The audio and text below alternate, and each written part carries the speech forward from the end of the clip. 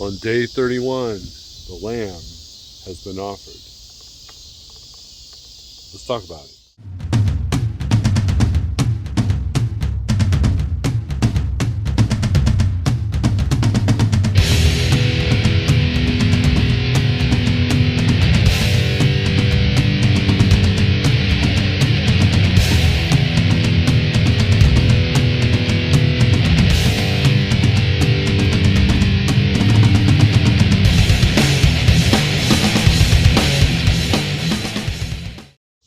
Go for a little walk, shall we?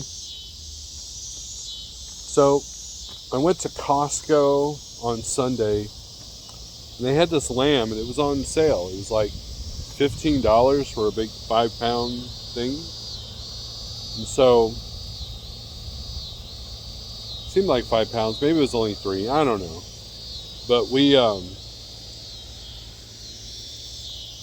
I bought it and I cooked it today. That's what I had. So for lunch, I had the rest of the steak and burgers, and then today I've had lamb. And I cooked in a crock pot. It came out actually pretty good. I was pretty happy with it. Had that with some broth. I put about 2 cups in the crock pot, 2 cups of water, and some salt, and that was it. And man, it was amazing. It's a nice breeze here. It's a nice breeze. I love it. It's the first it's felt good outside this week at all. My beard's all blown around, whatever.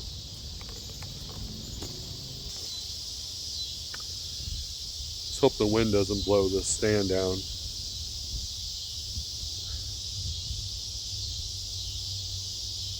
So, one of the things that this carnivore journey has taught me is you got to have patience, right? You're not going to reverse decades of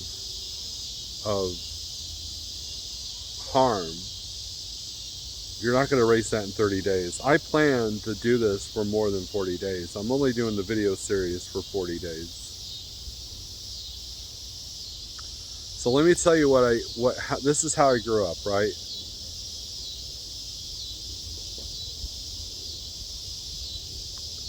As a kid, we lived with breakfast cereal in the morning. Usually it was cornflakes. We weren't rich. We didn't have a whole lot of money. And back then you didn't have like 8,500 choices of cereal. It was either cornflakes, maybe Frosted Flakes if we were feeling rich, and Cheerios. But usually it was the store brand Cheerios or the store brand cornflakes. That was breakfast. Or oatmeal. Oatmeal in the wintertime. And of course, oatmeal, you got to put a ton of, sugar on it. We were always sugaring our own cereals. Which, back then probably wasn't as bad as the sweetened cereals are now. Because you're using pure sugar versus all the chemicals they put in like kid cereals nowadays. Grew up on powdered milk. Powdered milk's got more additives than regular milk. For lunch, it was predominantly bologna sandwiches or peanut butter jelly sandwiches. Took it to school. Every now and then on Fridays I was allowed to pay for my school lunch. My parents made just enough money that we didn't qualify for free lunches or reduced lunches, but we were still broke, so it was just cheaper for me to bring my lunch. People go, "You're a nerd, you got to bring your lunch," So you felt left out, and looking back, that kind of has prepared me for what I'm going through today, is because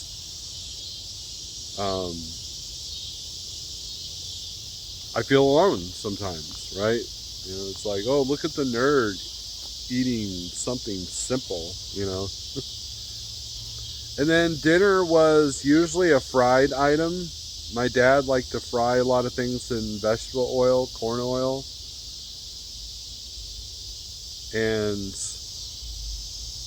But we did have salad every night. Salad. He was good about vegetables. When we lived in upstate New York, we had a farm, and And we had our own animals. We had our own vegetable garden, you know, and it had the work in it. We had a farm fresh vegetables from the stand next door. We had farm fresh everything right at our disposal. And that was kind of nice, but still, that was what, especially when we moved to Phoenix, it was like,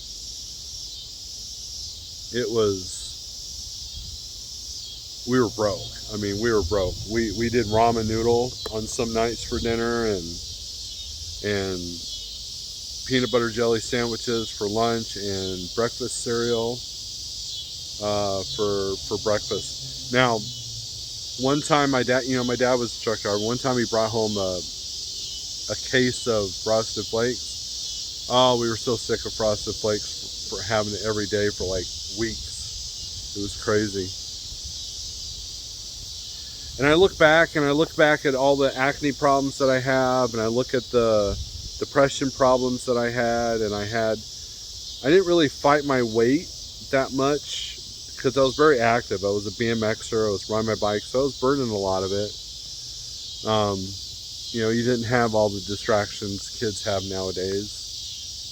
And that's what probably kept me from getting too overweight, was my bike riding, because my diet sucked. You know, I had like I said before, I had skin problems. I had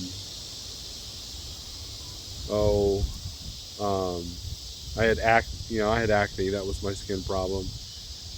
I had asthma. Like I had trouble breathing on a lot, so I wasn't very, like, I tried joining like a little league football team, and that did not go over well. I injured myself pretty good. I got tackled and I twisted my knee, and it wasn't until my 30s that I actually had to get knee surgery for that. But and so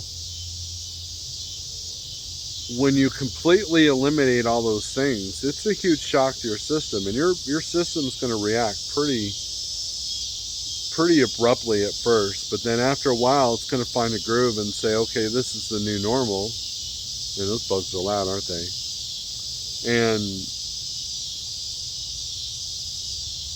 it'll slow down. That's just kind of how it is. Right now I'm still at 280. I'm sitting at 282. I've been as down as 279, but I'm showing patience because I'm trying to figure out what combination works. And what I have found is that I'm not even eating as much. Saturday I almost forgot to eat, you know, with all the work I was doing. And so, but my body's finding a groove. I get hungry about 10:49, 10:45, 11 o'clock, and I'll eat something, and then usually leftovers from the night before that I cooked, and then about 5 o'clock I'll cook myself something on the grill, do a video, one of these videos, and then rinse, repeat. That's all I've been doing. Some days it's been steak, some days it's been burger, some days it's been brisket, and I noticed that my gut doesn't like the brisket as much. The lamb, we're gonna see how that reacts. I feel pretty good for now, but the lamb was good. Lamb kind of has a little bit of a gamey taste, you could say, with I don't know, it reminds me of like turkey legs, you know, that dark meat in turkey. It reminds me of that, is what it does. But that's just the way we cook it. You can cook it like a regular steak and it'll be just as good. So I've heard. I haven't had it that way. But since the beginning of time, of my time, to, well, I mean, when I went to high school, when I started to drive, I started to get my own lunches. I used to go to the convenience stores. I used to go to Taco Bell. I used to go to McDonald's, and that was my lunch. And I was going to vocational school as well, so I was able to leave school grounds and eat fast food. And I had money because I was still living at home. All I had to pay for was my car insurance. That was it. And my spending money, and I had a job, so I would buy the Twinkies. I would buy all the stuff that my dad didn't really like having in the house, for the most part. I'll move this over so it doesn't get blown over. And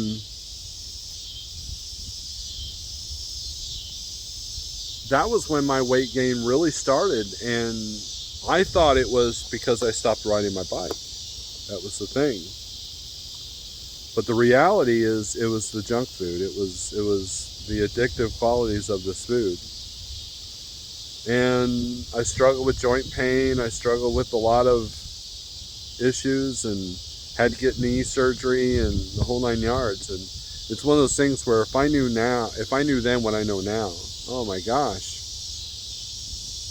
who knows what I'd look like today.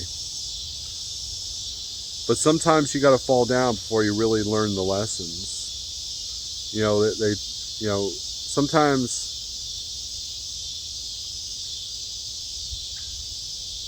God likes to take everything away from you so he can build you back up and make you a stronger person. And I feel that that's what's happened to me. I'm enjoying this journey.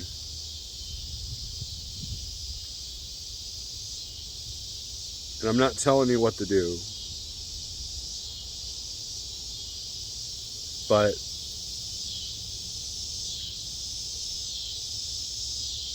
it's okay. It's okay to make some positive changes. It's all right. The world is going to go against you. Oh, by the way, did you hear? So I heard this thing that Oreos have like satanic images on it. And so I dived into that little rabbit hole for a minute. And, you know, the internet's just stupid, right? It makes a mountain out of a molehill on everything. And of course, you know, we've got the presidential race just got interesting today with the VP choice of the blue side. And, you know, so the internet's just like going nuts. And then the stock market's going crazy, and then Iran and Israel are like this, ready to go at it. And here I am looking at our Oreos satanic, which is, look, I know satanic things, trust me. But it's funny, people will argue whether Oreos, the imagery on them's evil or not. But if we use the same amount of energy to argue that, then what's in the Oreo, you might have a different perspective on life. I don't know. I'm rambling now. Day 31, we're at 282. Weight loss has stalled a little bit, but it seems to like, it'll come down, go up, and then come down. Wait, let me try it. All right. It goes down, goes up a little bit, go down, stay, go down, stay, and then, so we'll see what it looks like. On day 40, I intend to do pros and cons of this whole deal. And I've been writing them down. Well, I have intentions to write them down. Anyways, thanks for watching. Shout out to the ones that are following this plan. Shout out to the ones that are doing the walking challenge. Shout out to you truck drivers that are out there driving on these roads. Strength for today, hope for tomorrow. Peace.